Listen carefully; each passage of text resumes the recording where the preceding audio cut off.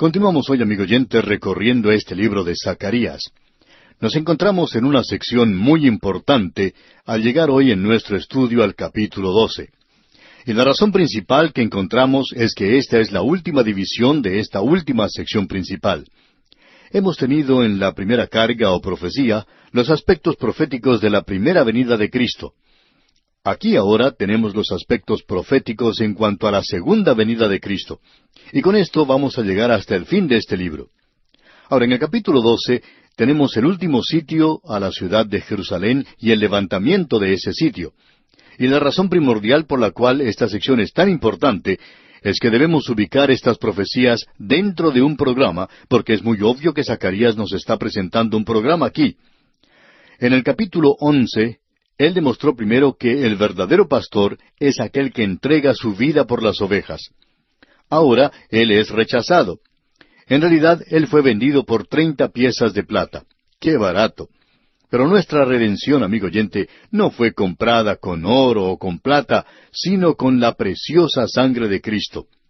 Pero qué barato fue el precio por el cual él fue vendido en aquel día. Y tenemos entonces que el verdadero pastor es rechazado. Luego tenemos al pastor inútil. Ese es el pastor que nosotros hemos identificado como el anticristo.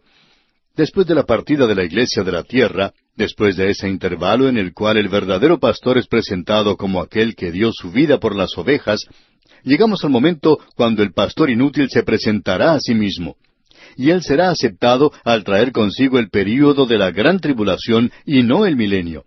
Y como resultado encontramos aquí que Jerusalén llegará a ser la capital de la tierra, donde Jesús reinará algún día en el milenio. Y tenemos aquí a esta ciudad atacada por el anticristo y cómo será librada. Por tanto, esto hace de esta sección algo importante. Ahora, la segunda razón que hace de esta sección algo importante es que esta área profética que tenemos aquí es rechazada hoy por la mayoría de los expositores y aún por aquellos así llamados conservadores. Ellos no quieren enfrentar el hecho de que aquí se nos presenta un programa panorámico de los propósitos de Dios con este mundo y con Israel en el futuro.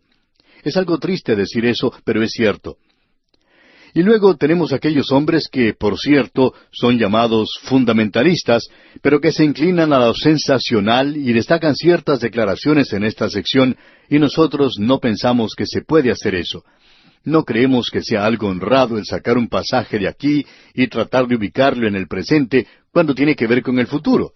Se encuentra en este programa que él está presentando. Tenemos aquí, por tanto, que se nos va a presentar esta gran tribulación. Y también tenemos a Jerusalén sitiada. Y este fue ese tiempo que Jeremías llamó el tiempo de angustia para Jacob. El profeta Daniel escribió en cuanto a esto en el capítulo 12 de su libro. De paso, digamos que esa referencia a Jeremías se encuentra en el capítulo 30, y usted debería leer toda esa sección, especialmente los versículos 5 al 7 del capítulo 30 de Jeremías. Y en el libro de Daniel, en el capítulo 12, versículo 1, leemos en parte: «Y será tiempo de angustia, cual nunca fue desde que hubo gente hasta entonces». Y el Señor Jesucristo mismo habló de esto. Él lo identificó, lo llamó la gran tribulación. Él dijo allá en el Evangelio según San Mateo, capítulo 24, versículos 21 y 22, «Porque habrá entonces gran tribulación, cual no la ha habido desde el principio del mundo hasta ahora, ni la habrá. Y si aquellos días no fuesen acortados, nadie sería salvo». Pues bien, tenemos aquí entonces la descripción de ese período en particular, y se nos presenta de la siguiente manera. El primer versículo de este capítulo 12 de Zacarías dice: «Profecía de la palabra de Jehová acerca de Israel. Jehová que extiende los cielos, y funda la tierra, y forma el espíritu del hombre dentro de él, ha dicho». Ahora usted debe notar que a través de todo esto, especialmente en esta sección que es rechazada hoy, tenemos este énfasis en particular sobre la declaración de Zacarías una y otra vez. No somos nosotros los que lo hacemos, no es nuestra idea, sino que es de Dios, ya que dice que Jehová es quien ha dicho eso. Esto viene directamente de Dios. Y cuando usted, amigo oyente, rechaza esto, usted no es un crítico asalariado, sino que usted está demostrando sencillamente un conocimiento superficial, y puede ser capaz de hacer declaraciones intelectuales y decir: «Yo no creo en esto y no creo en aquello». Pero amigo oyente, Zacarías dice que esto es palabra de Jehová. Ahora, o él tiene razón y dice verdaderamente lo que quiere decir, o está mintiendo. No hay ningún punto intermedio. Y cuando usted lo rechaza, amigo oyente, no estamos diciendo que lo hace, pero cuando usted lo rechaza, usted le está haciendo a él un mentiroso. Y sabe una cosa, no creemos que él sea un mentiroso. Creemos que usted lo es, si lo rechaza. Ahora aquí se presenta un programa. Profecía de la palabra de Jehová acerca de Israel. Es una profecía, es un juicio. Y luego dice que es Jehová quien lo dice. Es palabra de Jehová. Él es quien lo ha dicho. Él lo expresa de una manera bastante dura, por cierto. Ahora notemos que él no ha concluido con todo esto. Él dice que extiende los cielos y funda la tierra, y forma el espíritu del hombre dentro de él. Y aquí tenemos tres grandes declaraciones.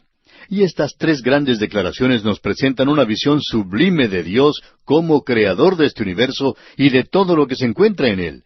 Es una declaración tremenda la que tenemos aquí. Es una declaración sobrecogedora. En primer lugar, Él es quien extiende los cielos.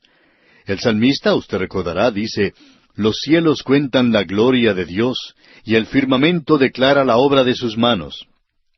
Está siendo extendida.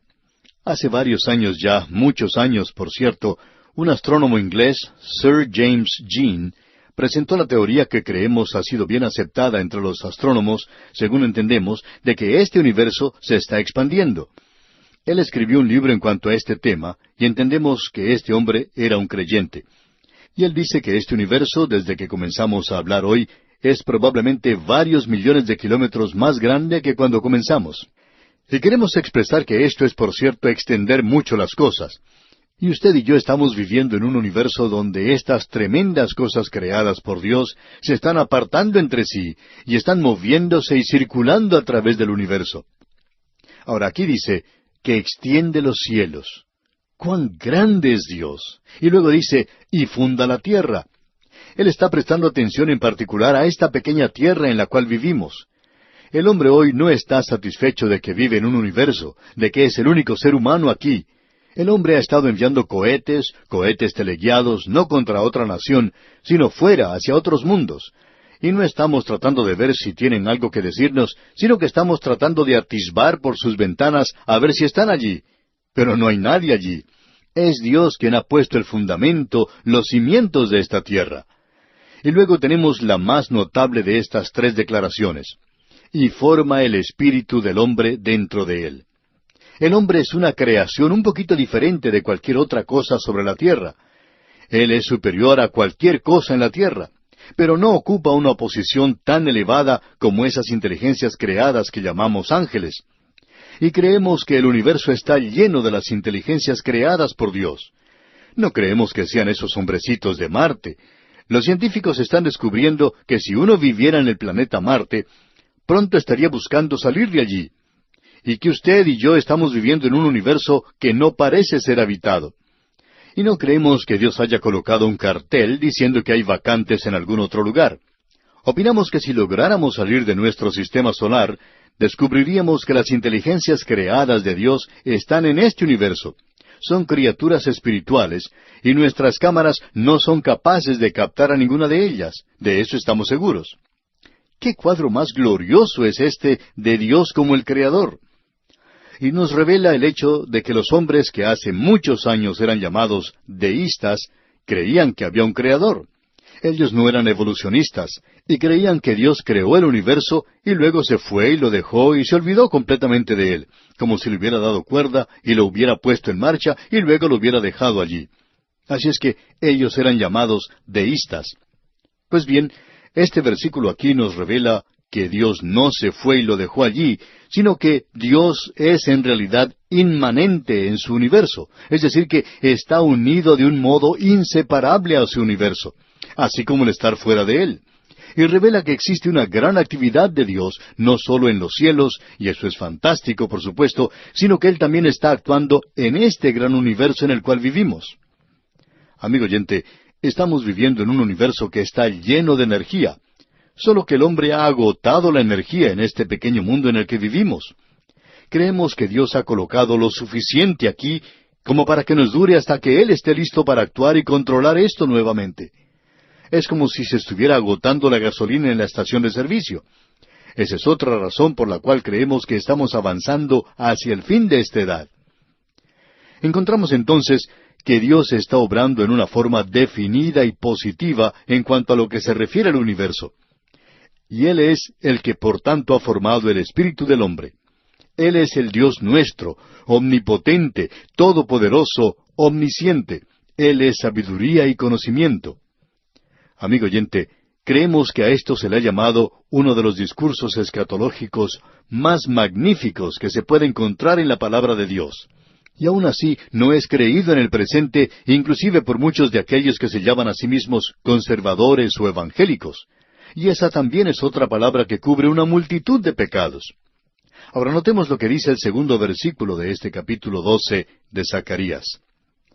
He aquí yo pongo a Jerusalén por copa que hará temblar a todos los pueblos de alrededor contra Judá, en el sitio contra Jerusalén. Notemos que menciona a Jerusalén. En solamente un versículo es mencionada 2 veces. Y como dijimos anteriormente, Jerusalén es mencionada como 10 veces en este capítulo. Aquí tenemos a Jerusalén que llega a ser el centro mismo de la actividad que tendrá lugar cuando se instale el anticristo. Llega a ser el centro de juicio. Y él dice, he aquí yo pongo a Jerusalén por copa. Y creemos que esto es un poquito más grande que un vaso, digamos de paso. Esta expresión nos da la idea de un recipiente de mayor tamaño, porque Dios nos dice, he aquí yo pongo a Jerusalén por copa. Ahora identifiquemos esto. ¿Cuándo tendrá lugar? Bueno, tendrá lugar cuando comience el sitio contra Jerusalén y contra Judá. ¿Cuándo? En los días postreros. En ese tiempo que el Señor Jesucristo llamó el período de la gran tribulación. Así es que la interpretación de toda esta sección no es para el día de hoy. Creemos que sí tiene un mensaje para nosotros en el presente, y también creemos que aquí podemos encontrar una tremenda lección para cada uno de nosotros. Y debemos comprender aquí que Dios hará de Jerusalén una copa de intoxicación para aquellos que se relacionen con esto. Ellos van a quedarse temblando a causa de esto. Aquí dice que los hará temblar, y todos aquellos que la levanten se verán heridos gravemente. Dios dice que uno puede lastimarse. En efecto, dice que serán despedazados los que se metan con Jerusalén. En el versículo 3 leemos, y en aquel día yo pondré a Jerusalén por piedra pesada a todos los pueblos.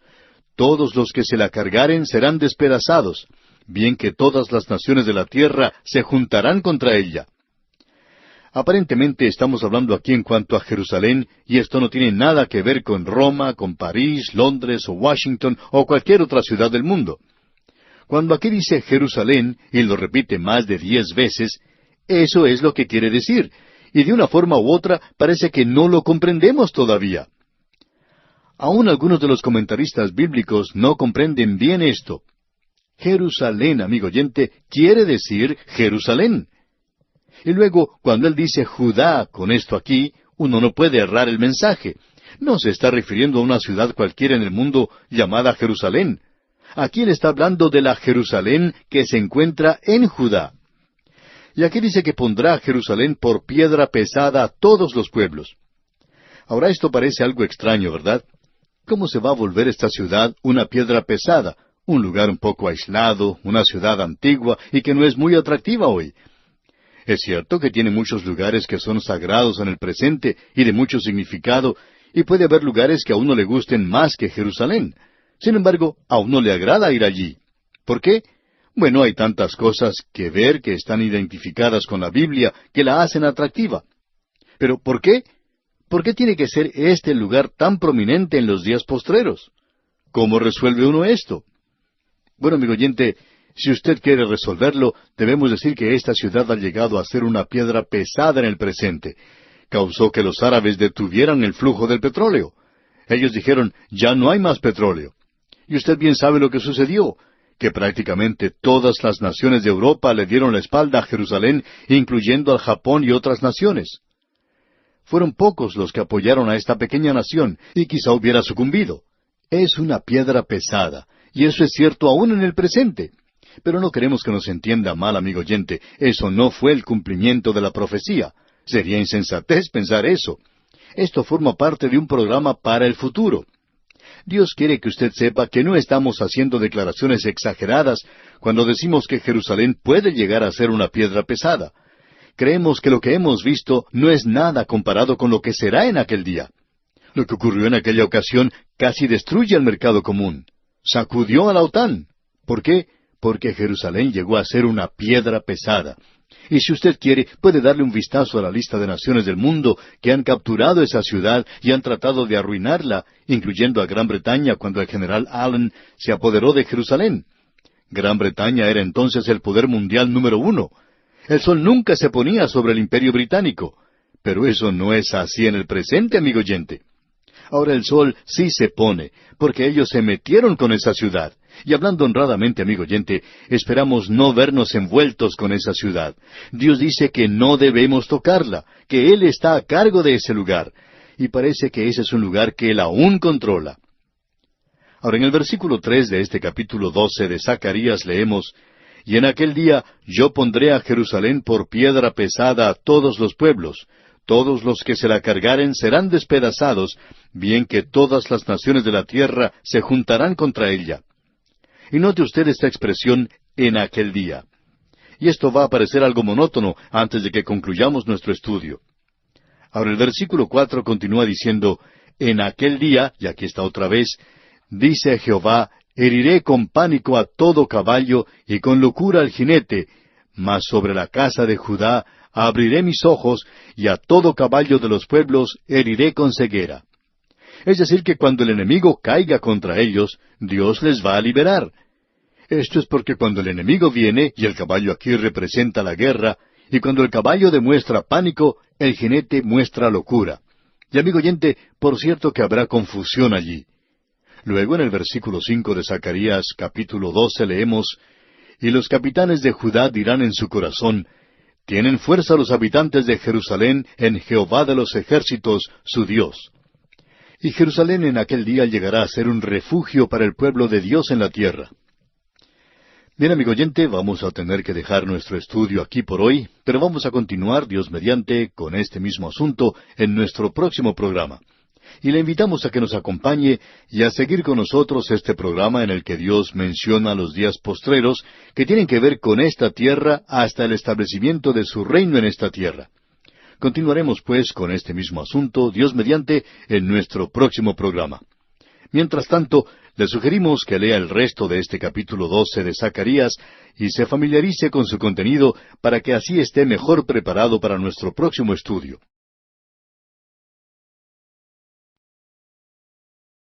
Continuamos hoy, amigo oyente, nuestro viaje por este libro de Zacarías.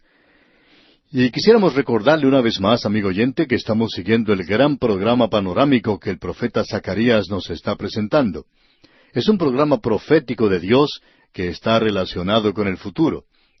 El Señor Jesucristo vino hace muchos años y el mundo le rechazó. Le vendieron por 30 piezas de plata. Pero Él ahora nos ha redimido no con oro o con plata, sino por medio de su preciosa sangre. Y Él fue rechazado entonces de la misma manera en que es rechazado hoy en todo el mundo. Pero aún así hay muchos que están acudiendo a Él en el presente y le están encontrando como su Salvador personal. Ahora, cuando el Señor Jesucristo partió, Él dijo que había venido en nombre de su Padre y que le habían rechazado. Pero cuando viniera uno en su propio nombre, entonces le recibirían. Bueno, ese alguien o ese uno que Él mencionó vendrá algún día. Aquí se le llama el pastor inútil, y este es un cuadro del anticristo. La gente le espera a Él, pero Él no va a traer el milenio. Él traerá el período de la gran tribulación. Y usted puede apreciar aquí que Él baja sobre Jerusalén. Y al llegar a esta segunda profecía, a este segundo juicio que comienza aquí en el capítulo 12, vemos que tiene que ver con la segunda venida de Cristo. Podemos ver a Jerusalén sitiada, y este es el resultado de la actividad del anticristo, y el enemigo se aproxima por todas partes. Vimos en nuestro programa anterior que Dios iba a intervenir a su favor, y vamos a continuar aquí con nuestro estudio en esta sección en particular, donde Dios ayudará a su pueblo en aquella ocasión. Y de seguro que usted se puede preguntar, bueno, ¿y por qué interviene Él a su favor cuando ellos le están rechazando? Y eso lo veremos dentro de algunos instantes. Veamos ahora lo que dice el versículo 6 de este capítulo 12 de Zacarías. En aquel día pondré a los capitanes de Judá como brasero de fuego entre leña, y como antorcha ardiendo entre gavillas, y consumirán a diestra y a siniestra a todos los pueblos alrededor, y Jerusalén será otra vez habitada en su lugar, en Jerusalén. Y una vez más quisiéramos recordarle, amigo oyente, que estamos hablando de Jerusalén. No estamos hablando en cuanto a Roma o a Washington o de cualquier otra gran ciudad, sino que estamos hablando en cuanto a Jerusalén, y este es un lugar geográfico en Judá. Él ya ha identificado a Judá y a Jerusalén juntas, y él lo hace nuevamente en el versículo 7 de este capítulo 12 de Zacarías, donde dice, «Y librará Jehová las tiendas de Judá primero, para que la gloria de la casa de David y del habitante de Jerusalén no se engrandezca sobre Judá». Es decir, que ellos mirarían en forma despectiva, por así decirlo, al resto del país. Y pensamos que hay personas en una sección de un país que tienen la tendencia de mirar de manera despreciativa a la gente de otras secciones del país. En algunos lugares se critica el acento, por ejemplo, que tiene una persona que proviene de otra parte del mismo país, aunque sea una persona bien educada y con mucho conocimiento.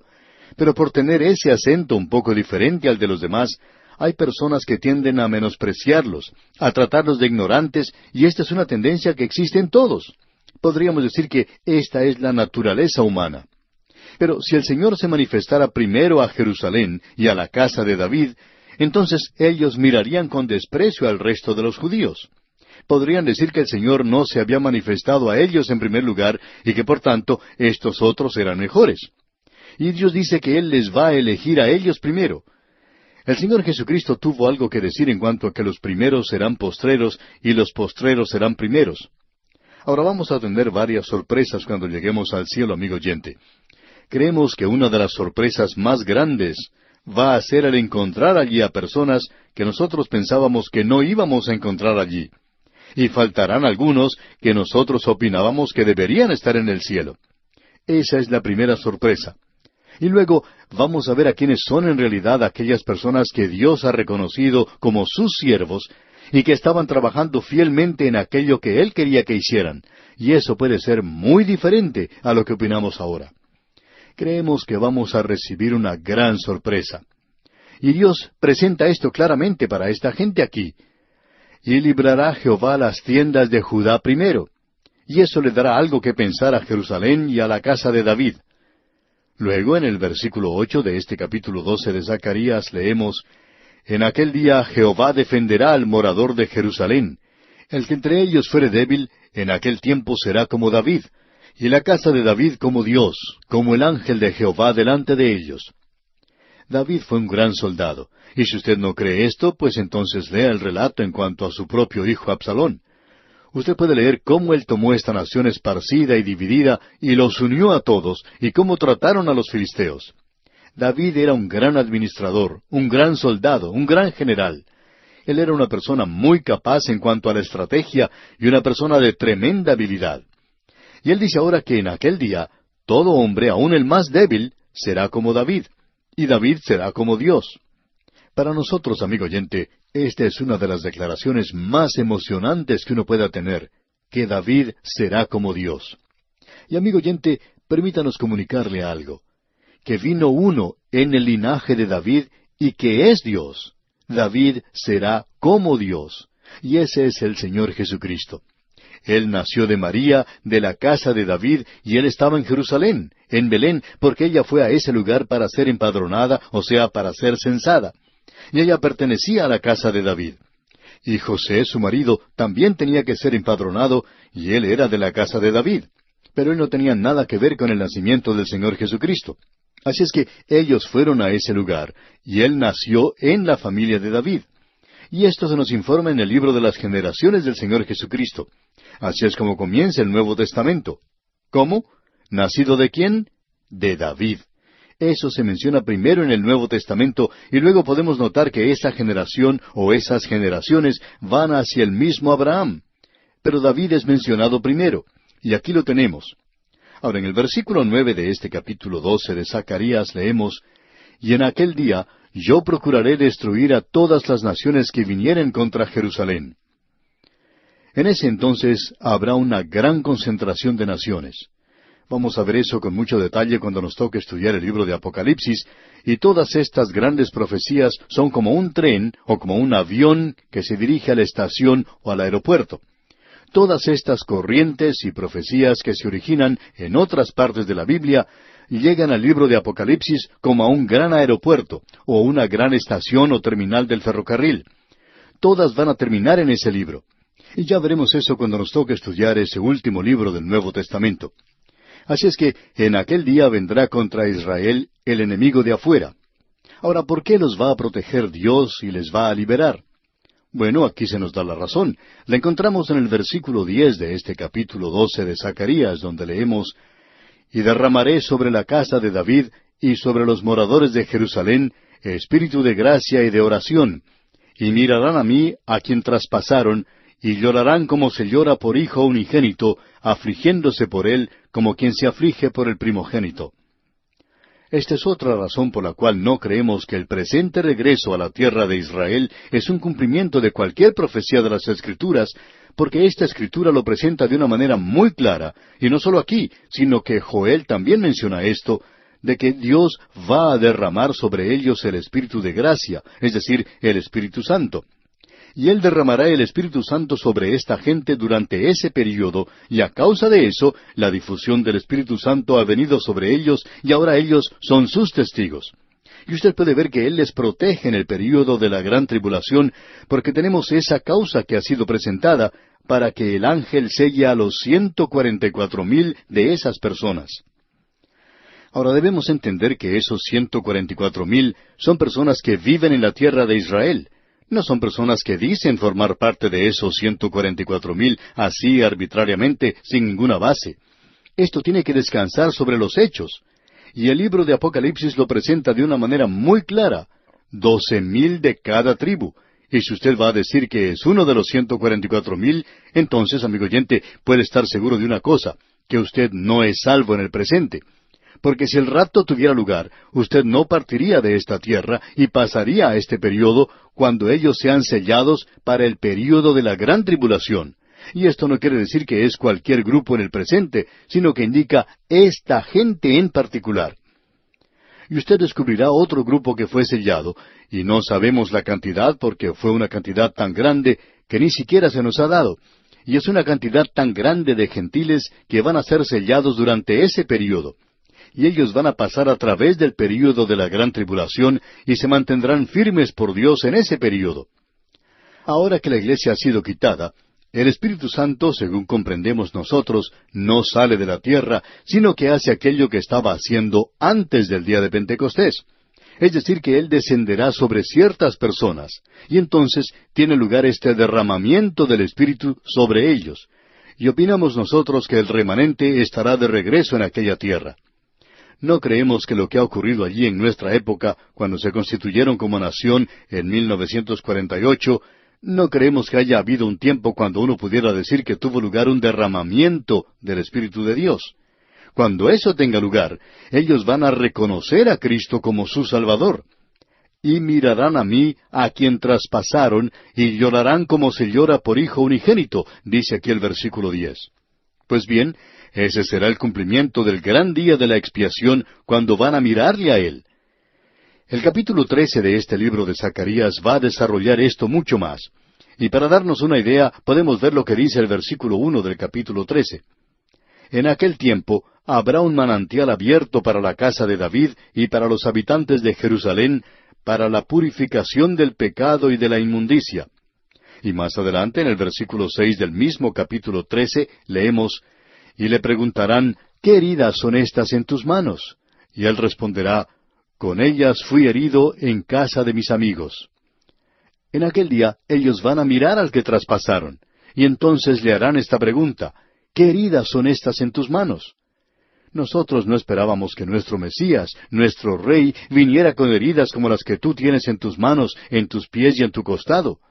Y él les contestará entonces: «Con ellas fui herido en casa de mis amigos». Y luego Él les va a decir en esa ocasión en particular: «Yo vine antes, pero ustedes no me aceptaron, no me recibieron. Ahora he regresado, y ahora ustedes comienzan a lamentarse a causa de esto». y Él aún les llama amigos, de la misma manera en que llamó a Judas amigo, como usted bien recuerda, porque el Señor le dijo a Judas, después que éste le hubo traicionado, amigo, ¿a qué vienes? ¿Lo recuerda? Él le llama amigo. También vemos que lo que sigue diciendo aquí el capítulo 13 es algo que se cita en el Nuevo Testamento. Podríamos recomendar que se lea allá en el Evangelio según San Mateo. En efecto, esto que dice aquí en el versículo 7, hiere al pastor y serán dispersadas las ovejas, eso lo vemos en Mateo capítulo 16 y versículos 31 al 37. También en el Evangelio según San Marcos, capítulo 14, versículos 27 al 35. De esto hablaremos cuando estudiemos el capítulo 13. Esto es importante de estudiar de nuestra parte. Ahora hemos estado hablando de esta pregunta de por qué va Él a defender a Jerusalén. Él ha derramado el Espíritu de gracia sobre ellos. Y amigo oyente, esa es la única manera por medio de la cual usted y yo podemos tener al Espíritu de Dios dentro de nosotros. Usted no tiene que buscarle, o gemir, o quejarse, y tratar de llegar a ser un super santo para poder tener el Espíritu Santo. Todo lo que usted tiene que hacer es acercarse al Señor Jesucristo como pecador que es, y aceptarle y recibirle a Él como Salvador personal. Entonces, en usted morará el Espíritu Santo de Dios. Cuando el apóstol Pablo escribía a los creyentes de Corinto, él les llamaba niños, les llamaba carnales, y en realidad él tenía muy poco que decir que fuera bueno en cuanto a estas personas en aquel lugar. Aún así, él podía decirles, ¿o ignoráis que vuestro cuerpo es templo del Espíritu Santo? Él es el Espíritu de gracia, y Él no mora en mí o no me llena porque yo sea un super santo o porque yo estoy más adelantado que los demás. No lo soy. Por el contrario, estoy detrás de los demás. Es a causa de su gracia que Él hace estas cosas. Y es así como Él va a hacer esto para esta gente. Si usted cree que Él ha derramado su gracia para conmigo, amigo oyente, yo no voy a objetar que Él demuestre su gracia con esta gente tampoco. Y ellos van a llegar a conocerle y se quitará el velo de sus ojos, como dijo el apóstol Pablo. Pero esto no quiere decir que ellos no sean responsables. Y en cualquier momento en que uno de ellos, en su corazón, se vuelva a Cristo, el apóstol Pablo presentó esto de una manera muy clara, que ese velo será quitado, y ellos podrán ver a Cristo como su Salvador. Amigo oyente, esto es cierto con cualquier pecador en el presente. Usted no está perdido hoy porque no ha escuchado el Evangelio. Usted no está perdido por eso o por aquella otra cosa. Usted está perdido, amigo oyente, porque usted ha tomado una decisión de rechazar a Jesucristo. Amigo oyente, hoy existe esa idea de que, de alguna forma u otra, no somos responsables. Usted y yo sabemos que es por gracia. Usted y yo sabemos que somos responsables para responder a esa maravillosa gracia de Dios, a esa infinita gracia de Dios. Dios nos salvó. Y eso no fue a causa de nuestras habilidades, ni siquiera por nuestra fe. Él nos salvó por la preciosa sangre de Cristo. Este es un pasaje maravilloso de las Escrituras, amigo oyente. Ahora podemos notar aquí en este versículo 11 del capítulo 12 de Zacarías que se vuelve a repetir esta expresión, en aquel día. Quizá usted ya esté cansado de hablar de aquel día. Bueno, aún no ha escuchado nada, amigo oyente, a través de todo lo que nos resta del libro de Zacarías. Hasta el último versículo, él va a continuar hablando de aquel día y aquel día. Y para esta hora ya deberíamos saber lo que significa esa expresión de aquel día. Es ese período de tiempo, como vimos hace un par de programas, cuando tratamos este tema tan importante, que se presenta aquí, el día de Jehová. ¿Qué es lo que quiere decir? El día de Jehová comienza cuando la iglesia deja esta tierra por medio del rapto y entonces comienza el período de la gran tribulación. Y continuará a través del reino milenario y durante el tiempo donde se dominará toda rebelión y comenzará el reino eterno. Y ese reino continúa, un reino de 1000 años, con la excepción de que no es un tiempo de prueba. Y todo queda establecido para la eternidad. Así es que esta es una sección maravillosa de la palabra de Dios. Y aquí en el versículo 11 leemos, en aquel día habrá gran llanto en Jerusalén. Y ese es el verdadero día de la expiación. Ese es el único día en que ellos debían o podían llorar. Dios les dijo en aquel día que ese es el día cuando se hizo expiación por sus pecados. En aquel día habrá gran llanto en Jerusalén. Amigo oyente, permítanos detenernos aquí para decir algo que es de suma importancia. En el día de hoy hay muchos de estos llamados predicadores del Evangelio que dicen, venga Cristo, Él le va a hacer de nuevo, y usted va a tener una nueva personalidad, usted va a poder lograr su objetivo. Y se le ofrece a uno toda clase de atractivos. Amigo oyente, ¿qué es lo que usted piensa en realidad en cuanto a sus pecados? ¿Se ha lamentado alguna vez por ellos? ¿Ha sentido usted que se le rompe el corazón cuando usted ha cometido algún pecado? Amigo oyente, debemos confesarle algo. Cuando yo miro hacia atrás, hacia algunas de las cosas que yo he cometido en el pasado, eso realmente quebranta mi corazón. Es por eso que mi Salvador murió. Y eso debería existir en la vida cristiana. Y es algo que hace mucha falta hoy, algo que ocurría mucho en el pasado. Uno antes podía ver esas reuniones cuando hombres y mujeres pasaban al frente al altar llorando y aceptaban a Cristo. Pero se ve muy poco de eso en el presente.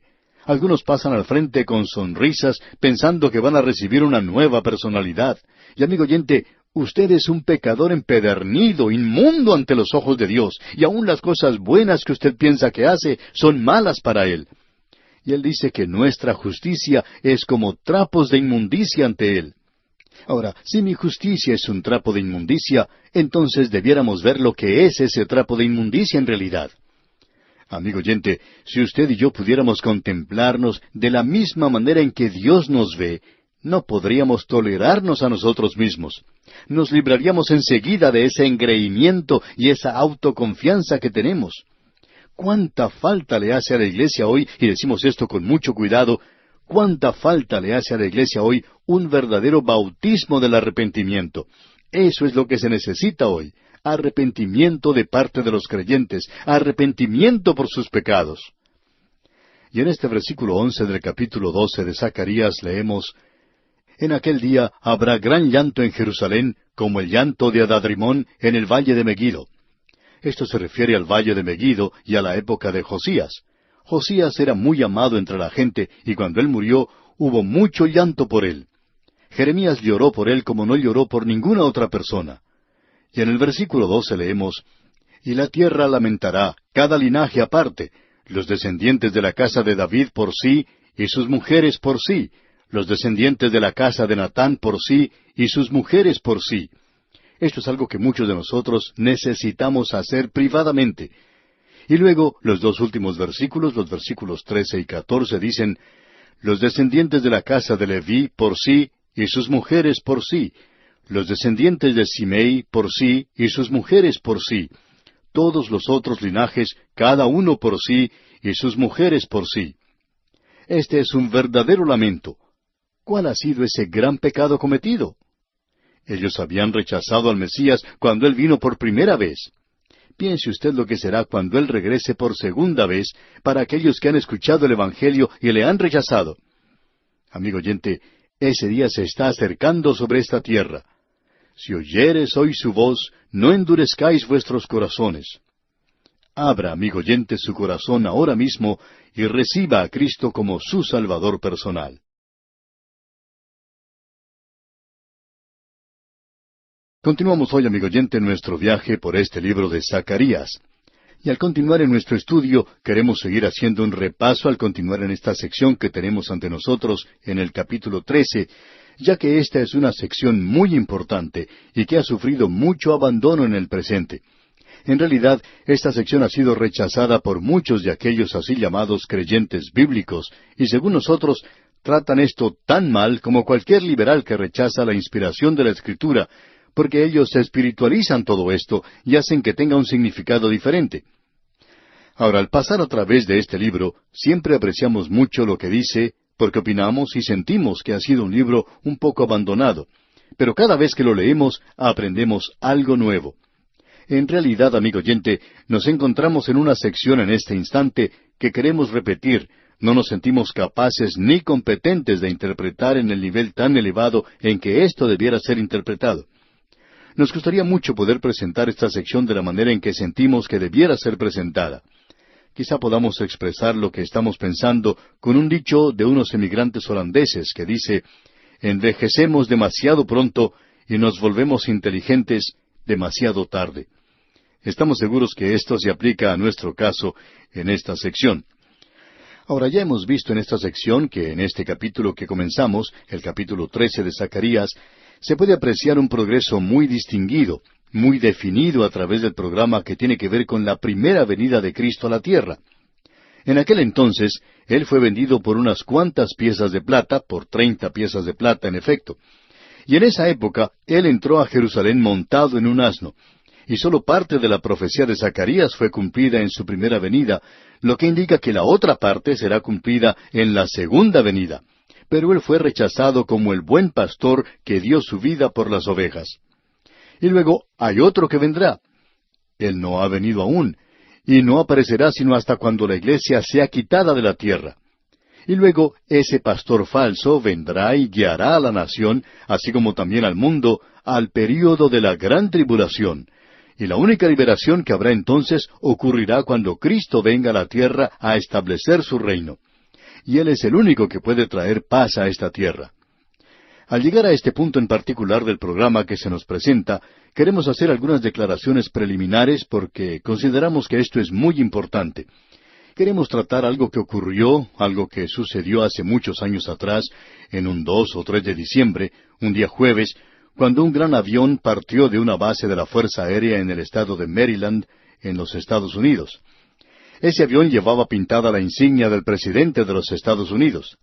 En esa ocasión, el presidente comenzaba uno de los viajes más largos que cualquier presidente hubiera realizado. Él iba a visitar 3 continentes y a mantener conferencias con una docena de gobernantes. Él iba a ser visto por millones de personas. Ahora, el objeto supremo de ese viaje en ese momento era el de la paz. Y el presidente norteamericano, Eisenhower, en ese momento, lo expresó diciendo que era un esfuerzo para obtener la paz con justicia. Ahora, ese era un objetivo digno y loable. Y en 19 días, él viajó más de 35,000 kilómetros. Ahora, desde ese viaje ha habido otros presidentes que han viajado mucho más, y ellos han tratado de traer la paz a la tierra. La esperanza y las oraciones de 1,000 millones de personas en esa ocasión en que el presidente Eisenhower hizo ese viaje, estaban con él porque el mundo quiere la paz. Y el corazón humano quiere la paz sobre cualquier otra cosa.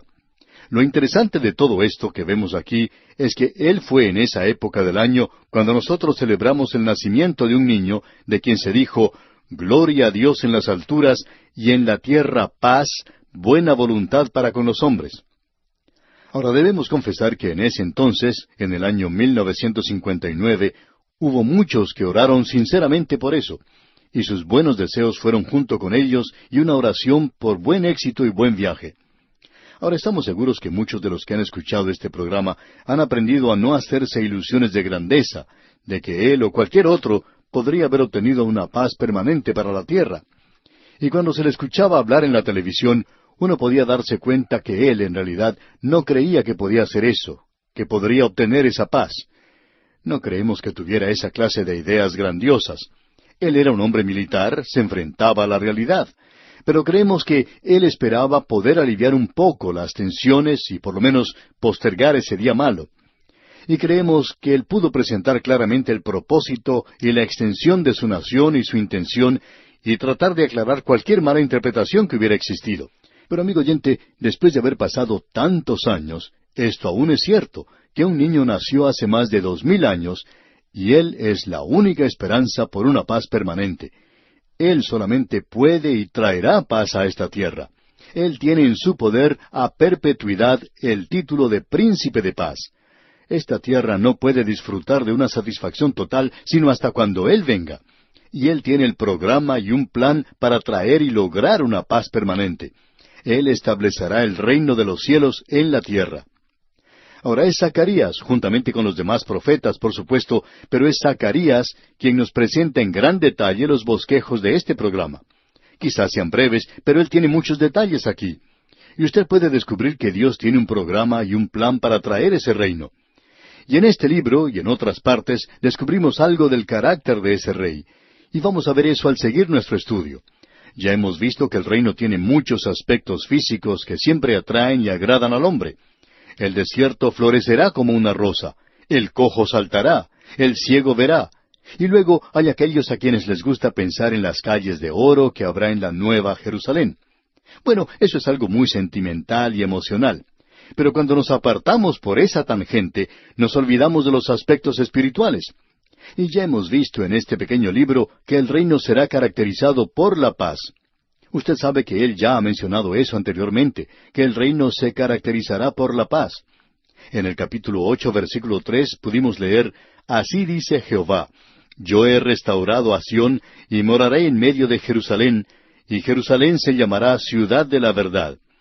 Cuando estudiamos esto, dijimos que eso no era lo que ocurría en el presente, pero lo será cuando Él reine allí, y esto es importante de notar.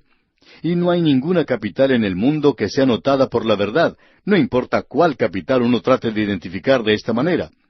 Y luego, aquí en el capítulo 13, que estamos comenzando a estudiar, vamos a poder apreciar que el reino que Él establecerá se caracterizará por su santidad y su justicia.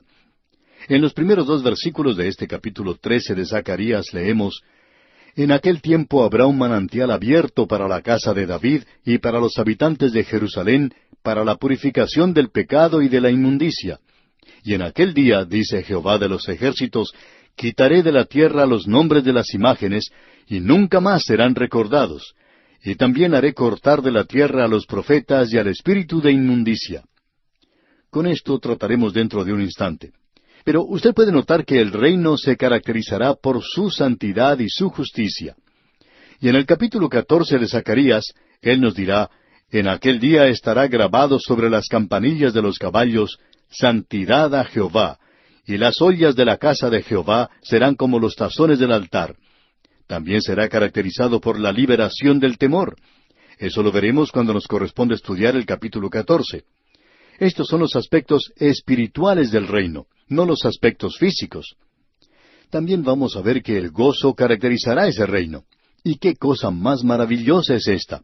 Eso se nos presenta, usted recordará, en el capítulo 10, versículos 6 y 7, donde leemos, «Porque yo fortaleceré la casa de Judá, y guardaré la casa de José, y los haré volver, porque de ellos tendré piedad, y serán como si no los hubiera desechado, porque yo soy Jehová su Dios, y los oiré. Y será Efraín como valiente, y se alegrará su corazón como a causa del vino. Sus hijos también verán, y se alegrarán, su corazón se gozará en Jehová». Ese será un tiempo de mucho gozo, como podemos apreciar. Y luego, lo importante es que habrá paz en esa época en particular. Se caracterizará por la paz. Y se nos dice en el capítulo 9, versículo 10 de este libro de Zacarías, «Y de Efraín destruiré los carros, y los caballos de Jerusalén, y los arcos de guerra serán quebrados, y hablará paz a las naciones». Ese es el momento en que Él viene a reinar. Ahora nosotros hemos estado siguiendo ese programa. Él vino la primera vez. Y entonces fue cuando le vendieron y le rechazaron y le entregaron a los gentiles para crucificarle. Luego vemos que hay un período que ya ha durado por algún tiempo, y Zacarías no está hablando en cuanto a la iglesia, pero nosotros sabemos que este es el período de la iglesia en el cual estamos viviendo en el presente y que llegará a su fin. Y cuando eso ocurra, entonces vemos que aparecerá este pastor inútil, el anticristo. Y él no va a traer consigo el reino, sino que traerá el período de la gran tribulación. Y luego vemos que sólo puede ser concluido ese período bajo su dictadura mundial por la venida de Cristo a establecer su reino a la tierra. Eso es lo que tenemos ante nosotros aquí. Y todo esto, según opinamos, debería tomarse de una forma literal. Esa es la razón por la cual decimos que hay muchas personas hoy que piensan que Dios no tiene un propósito futuro con Israel. Bueno, uno no podría leer este pasaje de las Escrituras y dejarlo de lado, a no ser que uno lo espiritualice. Y si usted hace eso, entonces no tiene una opinión muy elevada de la inspiración de las Escrituras. Usted sencillamente no piensa que Dios quiere decir lo que está diciendo cuando lo dice. Y nosotros vemos que el centro mismo de este plan, como hemos visto en el capítulo 12, que el centro mismo del plan es Jerusalén. Y en estos últimos capítulos 13 y 14 de Zacarías, Jerusalén se menciona más de 20 veces. Amigo oyente, Dios no hubiera utilizado ese nombre tantas veces a no ser que quiera decir Jerusalén.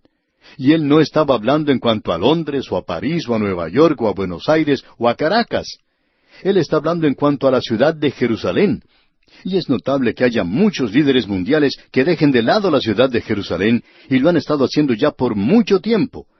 Eso fue hasta cuando los árabes cerraron el flujo del petróleo. y Jerusalén, de alguna forma u otra, llegó a ser algo prominente otra vez. La realidad es que obtuvo la atención mundial por un tiempo.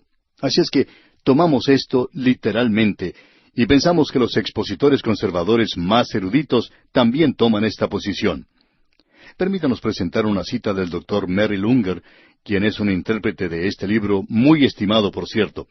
Él ha escrito uno de los mejores libros, según creemos nosotros, en cuanto a Zacarías, y es un libro muy bien escrito, y uno necesita aprender un poco de hebreo para poder leerlo completamente. Pero es un libro maravilloso. Permítanos citar algo de lo que él dijo. Solo una aplicación literal de estas profecías a la restauración y conversión de la nación judía en la segunda venida de Cristo puede satisfacer la esfera de acción de estas revelaciones proféticas. Otras interpretaciones ignoran el verdadero alcance de la profecía de Zacarías en su totalidad, violan el contexto inmediato, recurren a mistificaciones sin sentido y terminan en un embrollo de incertidumbre y confusión. Y a esto, amigo oyente, decimos amén. Quizá deberíamos expresar esto de una manera muy dura, mucho más dura que eso, porque creemos que esto es prácticamente una negación de la inspiración de la palabra de Dios. Ahora, aquí en el primer versículo de este capítulo 13 de Zacarías dice, «En aquel tiempo habrá un manantial abierto para la casa de David y para los habitantes de Jerusalén, para la purificación del pecado y de la inmundicia». Nuevamente tenemos esa expresión de «en aquel tiempo», «en aquel día». Y ya hemos determinado que aquel día se refiere a ese período que comienza con la gran tribulación y sigue hasta el reino milenario. En el medio se encuentra la venida de Cristo a esta tierra a establecer su reino. Pero este versículo aquí no se refiere a la primera venida de Cristo, porque en ese entonces no era un manantial abierto para la casa de David y para los habitantes de Jerusalén, para la purificación del pecado y de la inmundicia. Sucedió todo lo contrario. Ellos le rechazaron y le crucificaron. Y aún el apóstol Pablo podía escribir en su día y decir allá en su epístola a los Romanos capítulo 10, versículo 3, «Porque ignorando la justicia de Dios y procurando establecer la suya propia, no se han sujetado a la justicia de Dios». Así es que en su primera venida ellos le rechazaron. Y este manantial será abierto en la segunda venida. Y como vimos en el capítulo 12, de paso digamos que los capítulos 12 y 13 van juntos, porque aquí se presenta este programa. Y decíamos que, como vimos en el capítulo 12, sería en aquel día que Dios derramaría su Espíritu sobre esta gente. Y Joel habla en cuanto a esto. Y es entonces cuando esta gente va a tener este manantial abierto para ellos. Y eso, por supuesto, será a causa de que Él ha sido crucificado por ellos. Entonces ellos le van a mirar, y Él lo señala aquí de una manera muy directa, que le mirarán. Y usted recuerda que leímos esto allá en el capítulo 12, versículo 10. Dice, «Y derramaré sobre la casa de David y sobre los moradores de Jerusalén espíritu de gracia y de oración, y mirarán a mí, a quien traspasaron, y llorarán como se llora por hijo unigénito». Ese será un verdadero día de arrepentimiento para esta gente cuando Cristo venga, y ellos van a ser tocados en lo más profundo.